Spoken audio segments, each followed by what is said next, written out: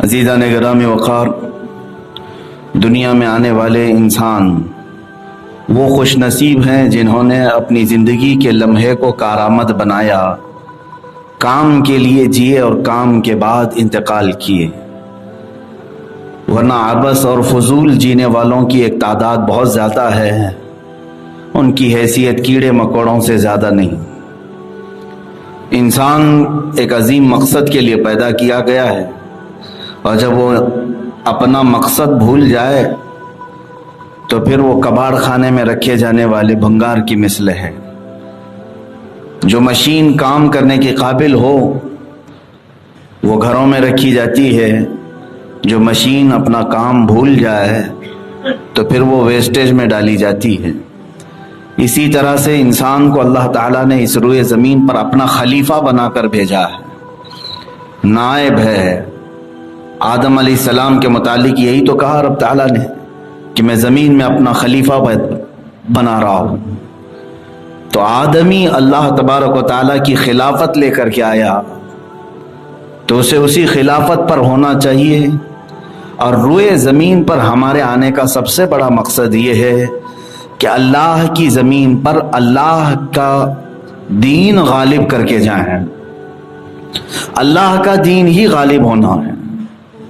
مثال کے طور پر آپ کو جس جگہ بلایا جائے کسی گھر میں، اور گھر کے مالک نے یہ کہہ دیا کہ میرے گھر میں آپ رہو، لیکن جب تک یہاں رہو میرا نام اونچا کرو اور اس گھر کی دیکھ ریکھ کرو، تو اخلاقی تقاضا تو یہی ہے کہ آپ اس گھر کے مالک کی اس بات پر عمل کریں گے، اس گھر میں دیکھ ریکھ بھی کریں گے، نہ یہ کہ اس نے رہنے کے لیے دیا اور آپ نے اس کے دروازے توڑ دیے، دیواریں اجاڑ دی۔ ایسا تو نہیں۔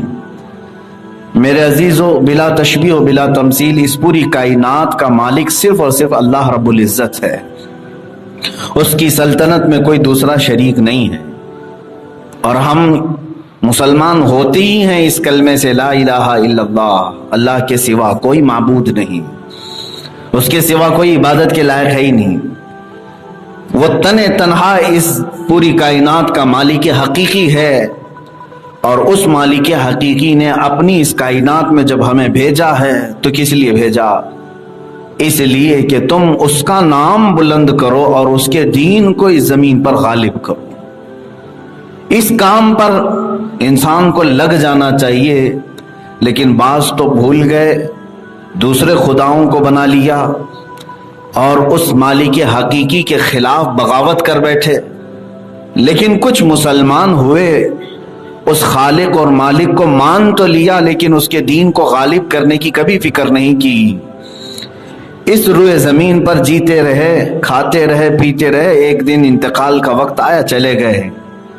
میرے عزیزوں، ان میں سے میں بعض ان لوگوں کو بھی آپ کے سامنے پیش کروں جنہوں نے اپنی زندگی کا ایک لمحہ بھی ضائع نہیں کیا، ایک لمحہ بھی ضائع نہیں ہونے دیا۔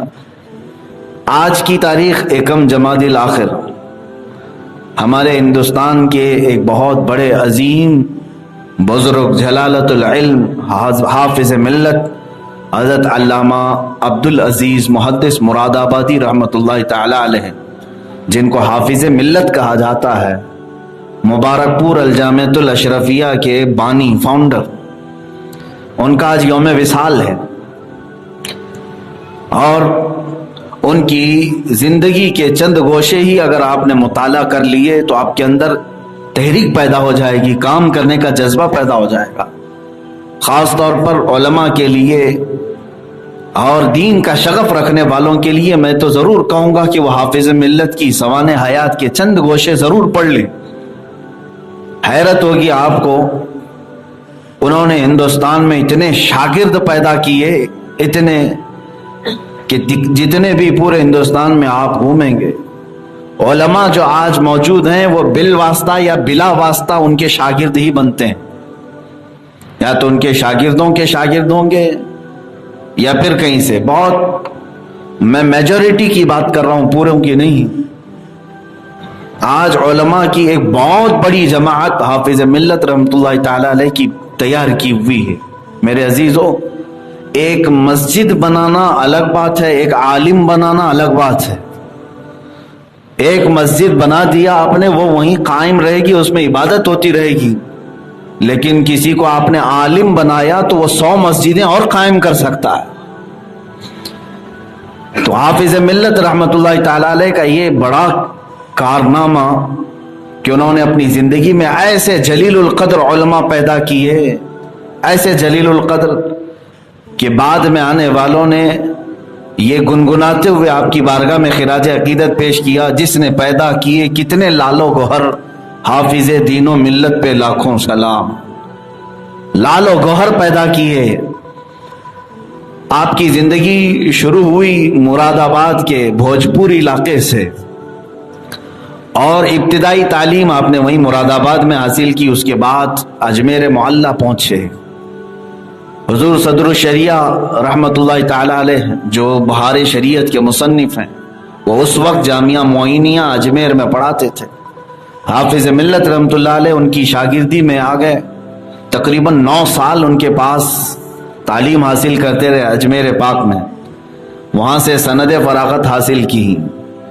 بعض ہم نے روایات یہ بھی سنی کہ آپ اپنے استاد صدر الشریعہ رحمت اللہ تعالی علیہ کے ساتھ جو وقت بتائے اور علم حاصل کیا۔ یہ صدر الشریعہ کون ہے؟ اعلیٰ حضرت فاضل بریلوی کے پہلے خلیفہ اور پہلے شاگرد صدر الشریعہ رحمت اللہ علیہ کے ایک خاص شاگرد حافظ ملت ہیں۔ حافظ ملت رحمت اللہ تعالی علیہ قرآن سے اتنا شغف رکھتے تھے، اتنا شغف رکھتے تھے۔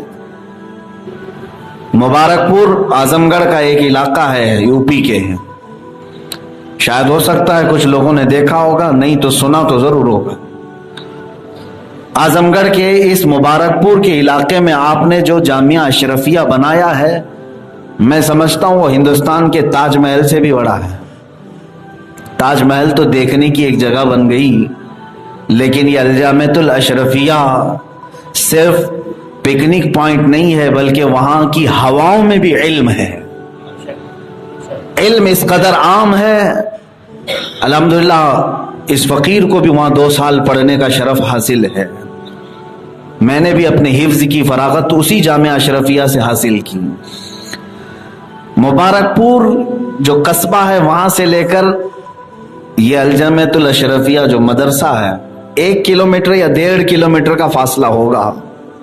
آپ اپنے گھر سے پیدل چلتے تھے اور مدرسے آنے تک ایک پارہ قرآن پاک ختم کر لیتے، واپس جاتے تھے تو پیدل چلتے ہوئے قرآن پاک کا ایک پارہ ختم کر لیتے۔ قرآن کی تلاوت اتنی کثرت سے فرماتے تھے کہ دن میں 13 جماعتوں کو پڑھاتے تھے، 13 کتابیں پڑھاتے تھے۔ یہ معمولی بات نہیں ہے کہ تقریباً 10 گھنٹے اپنے آپ کے بیزی رکھنا طلبہ میں، اور پھر رات کے وقت جلسوں میں، مناظروں میں آپ نے وہاں مبارک پور میں ایک ایسے علم کے قلعے کی بنیاد رکھی جس کی شاخیں آج پوری دنیا میں پھیلی ہوئی، امریکہ میں، UK میں، فرانس میں، جہاں پر بھی جائیں آپ، اس جامعہ اشرفیہ سے فارغ ہونے والے عالم دین کو مصباحی کہا جاتا ہے۔ مصباحی علماء پوری دنیا کے ہر خطے میں آپ کو مل جائیں گے۔ یہ حافظ ملت کا کارنامہ تھا، اپنی مختصر زندگی میں آپ نے اتنا بڑا کارنامہ کیا۔ اور میں جو بات عرض کرنے جا رہا ہوں وہ یہ ہے، پڑھانے کا شغف الگ، تقریریں الگ، تبلیغ الگ، یہ سب ہونے کے باوجود قرآن پاک کی تلاوت اس قدر کرتے تھے، اللہ اکبر۔ ان کے شاگرد ہیں، آج بھی موجود ہیں، محدث کبیر علامہ ضیاء المصطفیٰ صاحب قبلہ، جو اس وقت ہندوستان کے سب سے بڑے محدث ہیں، جس کو سب سے زیادہ حدیثیں یاد ہوں اس کو محدث کہتے ہیں، وہ حافظ ملت کے شاگرد ہیں۔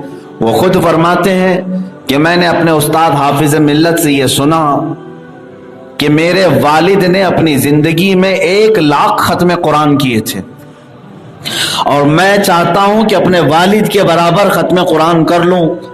اور ان کے شاگرد علامہ ضیاء المصطفیٰ صاحب فرماتے ہیں مجھے اندازہ ہے کہ حافظ ملت رحمت اللہ علیہ نے 1 لاکھ سے بھی زیادہ ختم قرآن کر لی ہے۔ قرآن کی تلاوت میں اس قدر آپ مشغول رہتے تھے کہ 2 کتابیں پڑھانے کے بیچ میں اگر 5 منٹ یا 7 منٹ وقفہ مل جائے، اس وقت بھی آپ قرآن کی تلاوت میں لگا دیتے تھے۔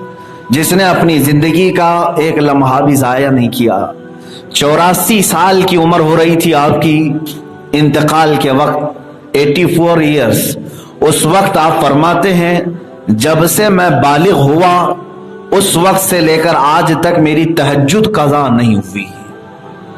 ये वो उलमा इस्लाम हैं जिनको अल्लाह तबारक व तआला ने अपनी इस सरजमीन पर अपने नबी का वारिस और जानशीन और नायब बनाया, और उन्होंने नियाबत का हक अदा किया है।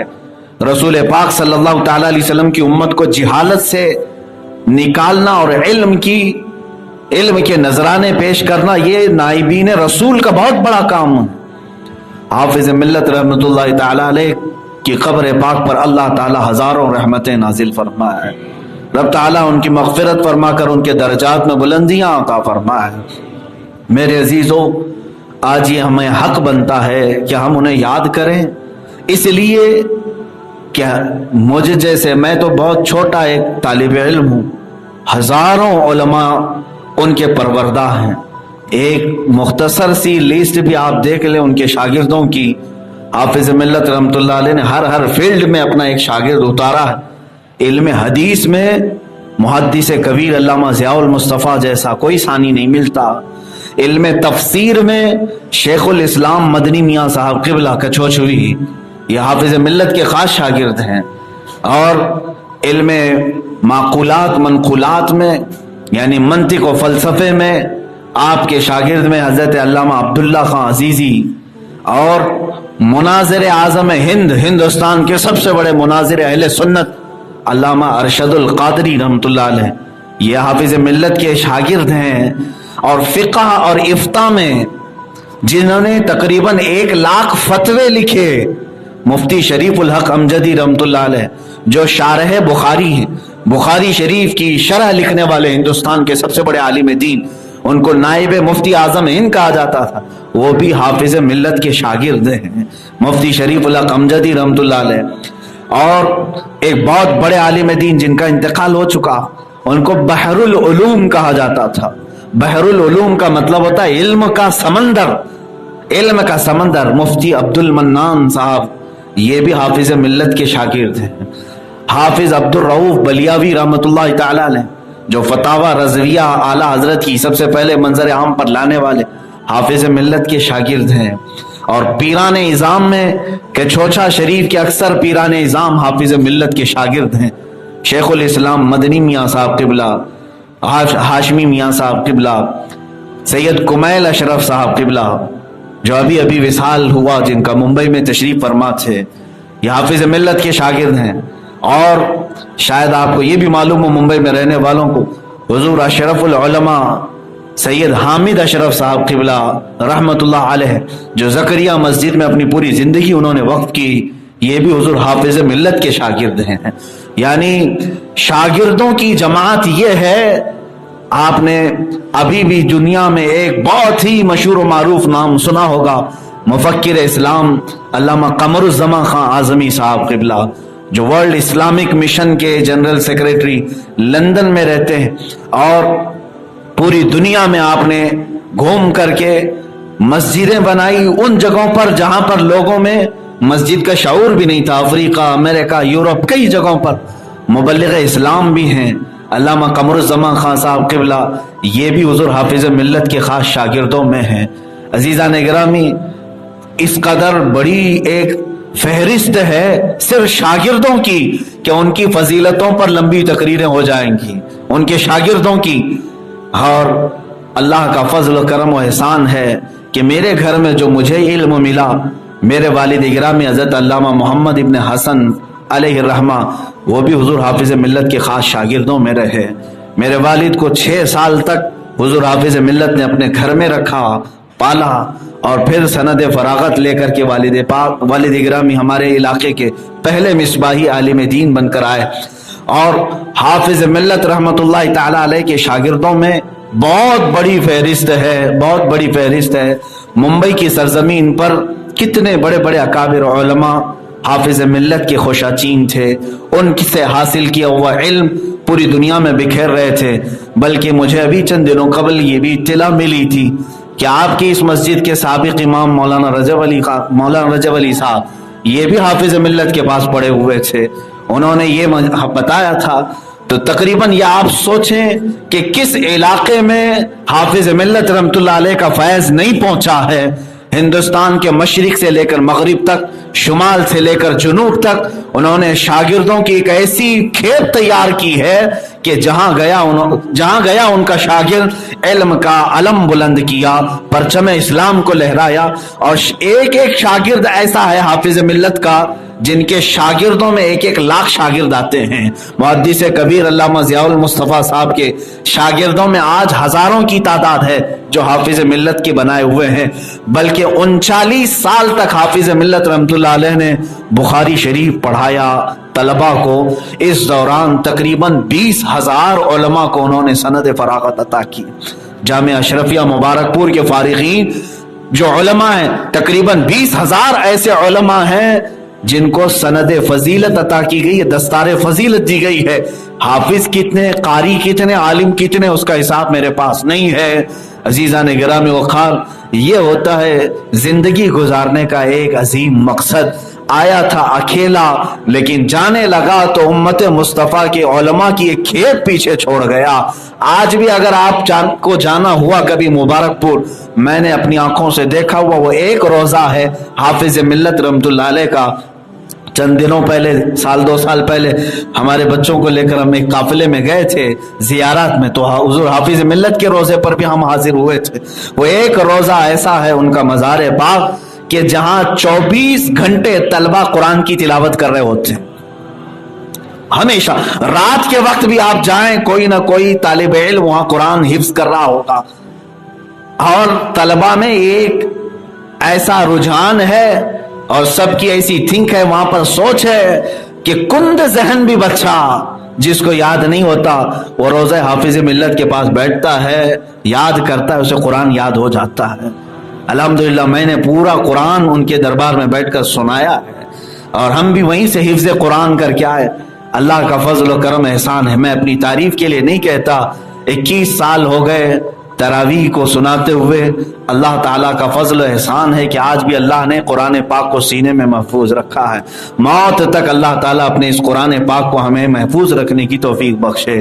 میرے عزیزو، یہ ایک حافظ ملت ہے. سچ کہا جس نے بھی کہا آپ کے انتقال کے بعد جس نے پیدا کیے کتنے لالو گوہر، حافظ دین و ملت پہ لاکھوں سلام.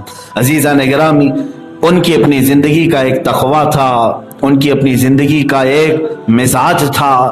انہوں نے طلباء کے ساتھ جو شفقت کی اور طلباء کو ان کے معیار کے مطابق اس فیلڈ میں اتارا، اس کا کوئی ثانی نہیں ملتا. آج اس کا کوئی آج تک مثل نہیں ملتا.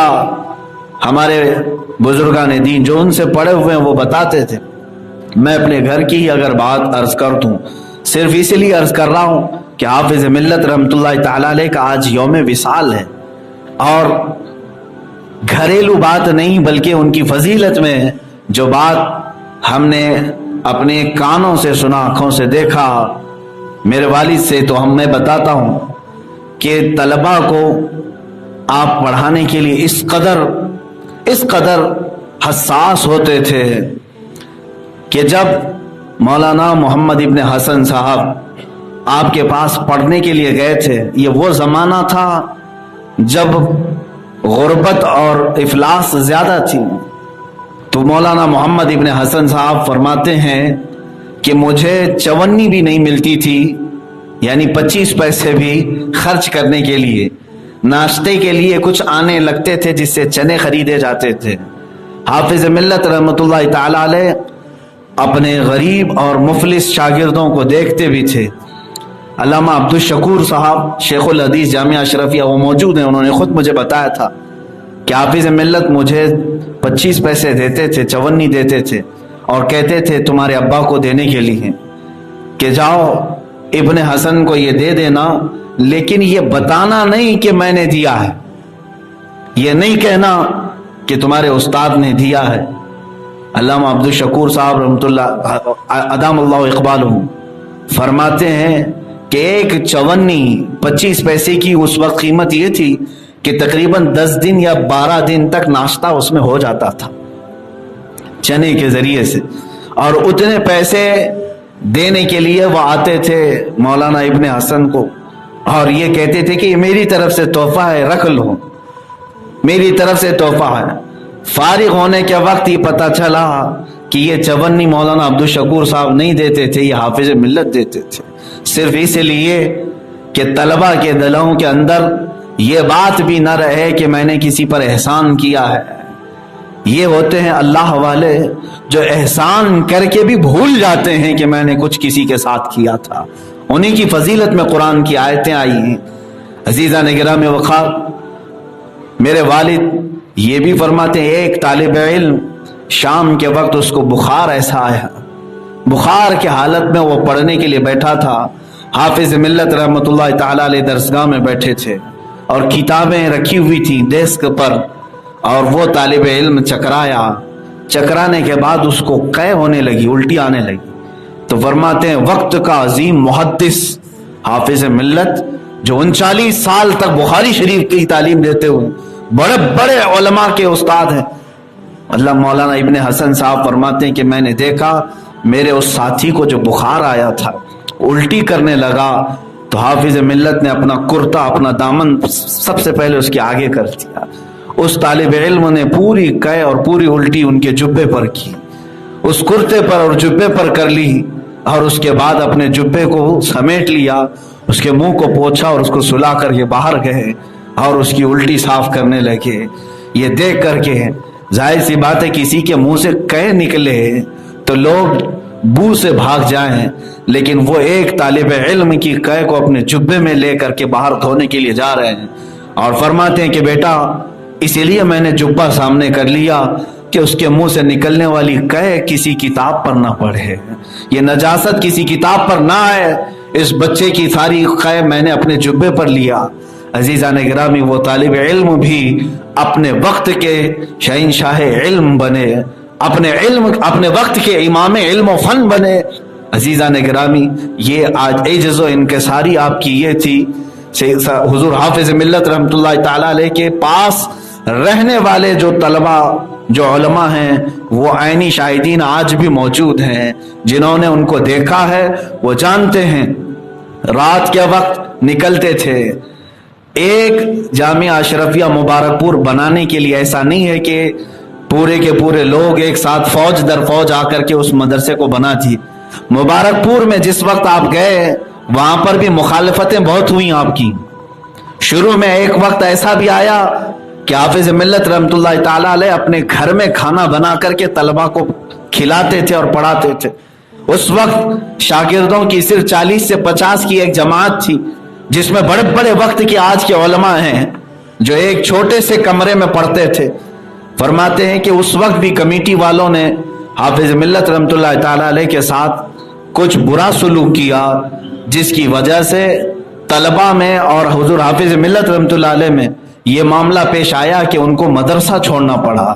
اور ہوا یہ کہ حافظ ملت رحمۃ اللہ علیہ مبارک پور چھوڑ کر کے نکل گئے بہت دل برداشتہ ہو کر کہ انہوں نے اپنی زندگی وہاں پر لگا دی، صبح شام دوپہر رات محنت کرتے تھے، لیکن کچھ جاہلوں نے ان کے خلاف ایک محاذ چھیڑا اور ان کو اس مدرسے سے نکالنے کی کوشش کی، اور آپ چلے گئے، لیکن جیسے ہی گئے مبارک پور میں سناٹا چھا گیا، پوری ویرانی آ گئی۔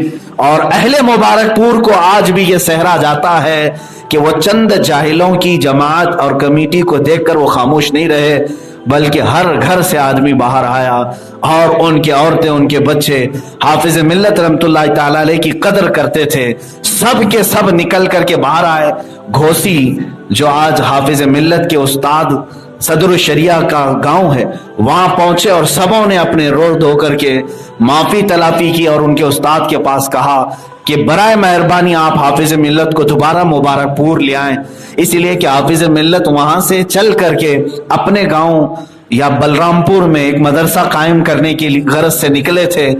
حافظ ملت کو واپس مبارک پور والوں نے بہت اصرار کے ساتھ بلایا تو صدر الشریعہ رحمۃ اللہ تعالی علیہ کا حکم ہوا، آپ واپس آئے اور کہا کہ اب میرا حکم ہے کہ تم اپنی زندگی پوری مبارک پور میں گزارو، چاہے جیسی بھی مخالفت ہو۔ حافظ ملت دوبارہ آئے اور اس کے بعد بنیاد رکھی الجامعۃ الاشرفیہ مبارک پور کی. آج جانتے ہیں مبارک پور، یہ جو جامعہ اشرفیہ مبارک پور ہے، یہ 1 گھنٹہ 2 گھنٹے کا مدرسہ نہیں ہے، بلکہ تقریباً 100 ایکڑ میں بنا ہوا ہے. آج اس کی پوزیشن یہ ہے، اس کے ہاسٹل اتنے بڑے ہیں کہ آپ کو دیکھتے دیکھتے پورا دن گزر جائے. اس کی مسجد جو عزیز المساجد ہے، صرف اس کی صف میں جو ہے، ایک صف میں تقریباً 150 لوگ کھڑے ہوتے ہیں، اور میرے اندازے کے مطابق ہندوستان کی سب سے بڑی مسجد ہے. حافظ ملت رحمۃ اللہ تعالی علیہ نے ایک قلعہ تعمیر کیا ہے، وہاں تقریباً 3000 طلبہ زیر تعلیم ہیں، جن کو آج کھانے پینے کے ساتھ ساری سہولیات کے ساتھ اسی جامعہ اشرفیہ مبارک پور میں ہاسٹل بھی ہے، ہاسپٹل بھی ہے، کالج بھی ہے. وہ ایک یونیورسٹی کی شکل اختیار کر چکا ہے، یونیورسٹی کی شکل ہے، اور اس کے ماتحت پتہ نہیں کتنے برانچز آج قائم ہیں. عزیزان گرامی، حافظ ملت رحمۃ اللہ تعالی علیہ جب واپس آ کر مبارک پور میں کام شروع کیے تو آپ کا ایک جملہ پوری دنیا میں مشہور ہوا. وہ ہم سب کے لیے بھی عبرت ہے، آپ کے لیے بھی ہے، اور وہ سنہری قول ہے آپ کا، جس کو کہتے ہیں گولڈن ورڈز، یعنی بالکل زرین اقوال جو ہوتے ہیں. حافظ ملت کا ایک قول یہ دیواروں پر بھی لکھا جاتا ہے آج مبارک پور میں، وہ یہ ہے: ہر مخالفت کا جواب کام ہے، زمین کے اوپر کام، زمین کے نیچے آرام ہے. یہ دو ان کے گولڈن ورڈ ایسے ہیں جو ہر ایک کے لیے درس ہے کہ ہر مخالفت کا جواب کام ہے. کوئی اگر مخالفت کر رہا ہے تو تم اپنے کام کی شدت کو اور بڑھا دو، کام کی رفتار کو اور تیز کر دو. یہ کام ہی ہر مخالفت کا جواب ہے. حافظ ملت رحمۃ اللہ تعالی علیہ جب اس منشور پر عمل کرنے لگے، آپ نے عمل کر کے دکھایا. مبارک پور کے چند فسادی لوگ آپ کی مخالفت میں شاید مر بھی گئے، مجھے بھی نام معلوم نہیں، کسی کو نہیں معلوم، لیکن جس کی مخالفت کرتے تھے وہ چمکتا ہی گیا، بلکہ آج لوگ سلاموں میں اپنے اسے یاد کرتے ہوئے کہتے ہیں: حافظ دین و ملت پہ لاکھوں سلام. عزیزان گرامی وقار، دنیا میں کچھ مخالفتیں تو ہوتی ہیں لیکن اس کا جواب کام ہے، ہر مخالفت کا جواب کام. اور آپ یہ فرماتے تھے: زمین کے اوپر کام، زمین کے نیچے آرام. آپ کو ٹائیفائڈ بخار ہو گیا، اس قدر بخار، اس بخار کے عالم میں بھی آپ درس دینے کے لیے حاضر ہو جاتے تھے اور طلبہ کو پڑھاتے، یہاں تک کہ جس دن آپ کا انتقال ہوا اس دن بھی آپ طلبہ کو پڑھا رہے تھے. آخری دن بھی آپ نے بخاری شریف پڑھائی اور اس کے بعد وصال کر گئے رات کے وقت. وہ آخری دن بھی آپ کا تدریس میں گزرا ہے. اسی لیے کہا میں نے شروع میں کہ وہ لوگ کامیاب ہیں جنہوں نے اپنی زندگی کے لمحے ضائع نہیں کیے، فضول نہیں برباد کیے، بلکہ حافظ ملت کے اس قول سے ہی آپ اندازہ کرو، فرماتے ہیں جب سے میں بالغ ہوا آج تک تہجد نہیں چھوڑا. اندازہ کریں 84 سال کی عمر، 84 سال، اتنے سالوں میں وہ فرماتے ہیں کہ کبھی مجھ سے تہجد قضا نہیں ہوئی. تو یہ وہ لوگ ہیں جو زندگی کو اپنے صحیح انداز سے استعمال کرنے کا طریقہ جانتے ہیں. مجھے آج افسوس ہوتا ہے ان نوجوانوں پر جن کو اللہ نے مال بھی دیا، عقل سلیم بھی دیا، اور ہنر بھی دیا، فن بھی دیا، لیکن وہ اپنی زندگی کے ان لمحات کو رات بھر پتہ نہیں کہاں گزار رہے ہیں. لوگ یہ سمجھتے ہیں نوجوانوں تمہاری زندگی کے یہ لمحات جو گیم میں گزارتے ہو، انٹرٹینمنٹ میں گزارتے ہو، سوال تو قیامت کے دن اس کا بھی ہونا ہے. بلکہ حدیث پاک میں نے اس سے قبل بھی عرض کیا تھا، حضور صلی اللہ تعالی علیہ وسلم ارشاد فرماتے ہیں 5 سوالات ایسے ہیں جس سے قیامت کے دن کسی کو چھٹکارا نہیں. اس میں سے پہلا سوال یہ ہے کہ میں نے تجھے جوانی دی تھی، تو نے کہاں خرچہ کیا؟ تو جو جوان ہو رہے ہیں یا ہو گئے یا جن کی جوانی ختم ہوئی وہ سب اس میں شامل ہیں، بچوں کو چھوڑ کر جن کا انتقال بچپنے میں ہوا. یہ سوال تو ہوگا جوانی دی گئی تھی، تو نے کہاں خرچ کیا؟ میرے عزیزوں، صرف جوانی کا حساب دیتے دیتے بعض لوگوں کو 300 سال گزر جائیں گے، بعض لوگوں کو 500 سال گزر جائیں گے. ٹائم کی فکر نہ کرو، 50,000 سال کے برابر کا ایک دن ہے قیامت کا دن، اور کھڑے رہنا ہوگا حساب دیتے دیتے. اسی لیے اپنی زندگی کو لہو و لعب میں استعمال کرنے کی بجائے، بیکار کے ضائع کرنے کی بجائے کچھ کام کی زندگی بناؤ، کچھ ایسا کر جاؤ کہ آنے والی نسلیں تمہیں یاد رکھیں۔ اور اسی لیے میرے آقا صلی اللہ تعالی علیہ وسلم کی حدیث سناتا ہوں، اذا مات الانسان انقطع عملہ، جب انسان مر جاتا ہے تو اس کے عمل سب ختم ہو جاتے ہیں، اب کچھ نہیں عمل کر سکتا، الا ثلاثہ، 3 عمل ایسے ہیں جو قبر میں بھی جاری رہتے ہیں، وہ قبر میں پہنچتا ہے تب بھی دنیا سے وہ 3 عمل کا ثواب اسے جاتا رہتا ہے، باقی سب بند۔ نمازیں پڑھ رہا تھا، روح نکلنے کے بعد اب نماز نہیں، روزے رکھ رہا تھا اب روزے نہیں، سب ختم ہو گئے اعمال مرنے کے بعد۔ 3 عمل ایسے ہیں وہ موت کے بعد قبر میں بھی جاتے رہیں گے۔ وہ کون سے 3 عمل؟ فرمایا میرے آقا صلی اللہ علیہ وسلم نے، ولد صالح یدعو لہ، نیک بیٹا چھوڑ کر کے گیا، اگر اچھی تربیت کر کے گیا تھا تو وہ بیٹا جب تک نیکی کرتا رہے گا اس کا ثواب بھی قبر میں ملتا رہے گا۔ او علم ينتفع به، یا پھر ایسا علم چھوڑ کر کے گیا، کسی کو علم سکھایا تھا، عالم بنایا، حافظ بنایا، یا پھر شریعت کے کچھ مسائل سکھایا، یا اسے سنوار دیا شریعت کے راستے پر لا کر، تو حدیث پاک میں ہے پھر وہ علم جب تک چلتا رہے گا اس کی قبر میں اس کا ثواب اسے ملتا رہے گا۔ مثال کے طور پر اگر ہم نے 50 بچوں کو قرآن پڑھنا سکھا دیا، ان 50 نے بڑے ہو کر کے اپنے بچوں کو پڑھایا، ان بچوں نے اپنے بچوں کو پڑھایا، یہ قیامت تک جب تک سلسلہ چلتا رہے گا یہ قرآن پڑھانے کا ثواب اس استاد کو قبر میں ملتا رہے گا۔ یہ چین ہے، ختم نہیں ہوگی۔ حدیث پاک میں تیسرا، او صدقۃ جاریہ، یا کوئی صدقہ جاریہ، مسجد میں کچھ رقم لگا دیا تھا، مدرسہ بنا دیا تھا، اللہ کے نام پر کوئی چیز وقف کر دیا تھا، وہ چیز جب تک قائم رہے گی قبر میں اس کا ثواب اسے ملتا رہے گا۔ ان 3 کے علاوہ کوئی اور چیز نہیں۔ ایسا نہیں ہے کہ آپ اپنی میت کی طرف سے نماز پڑھیں گے اس کو نماز جائے گی، آپ روزے رکھیں گے روزے جائیں گے، اس کی قضا روزے آپ نہیں رکھ سکتے، اس کی قضا نمازیں آپ نہیں پڑھ سکتے۔ تو یہ تمام اعمال ختم ہوتے ہیں لیکن 3 چیزیں جاری ہیں۔ اب اندازہ کرو جس نے صرف قرآن پڑھایا ہو، قرآن دیکھ کر کے پڑھایا ہو، اس کا حال یہ ہے کہ جب تک وہ قرآن پڑھتا رہے اور دوسروں کو پڑھاتا رہے، یہ سلسلہ جب تک چلتا رہے گا اس پڑھانے والے کو اس کا ثواب قبر میں بھی ملتا رہے گا۔ اس معیار کے اعتبار سے جب میں حافظ ملت رحمت اللہ تعالی علیہ کو دیکھتا ہوں، اللہ اکبر، اتنا بڑا آپ کا مشن ہے کہ ایک جگہ پر ایک درسگاہ میں بیٹھ کر کے آپ نے صرف حافظ نہیں، صرف قاری نہیں، بلکہ عالم باعمل بنائے، مصلح قوم و ملت بنائے، بلکہ ایک ایک شاگرد ایسا بنایا جو خود اپنے ماتحت 1 لاکھ شاگردوں کو تیار کیا ہے۔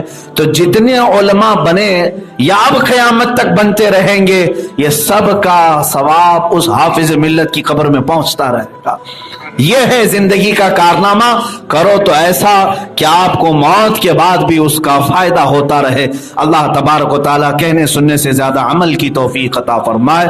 حضور حافظ ملت رحمت اللہ تعالیٰ علیہ کا فیض ہم پر جاری و ساری رہے۔ اللہ تعالیٰ ان کے علم کی برکتیں ہم سب کو نصیب فرمائے۔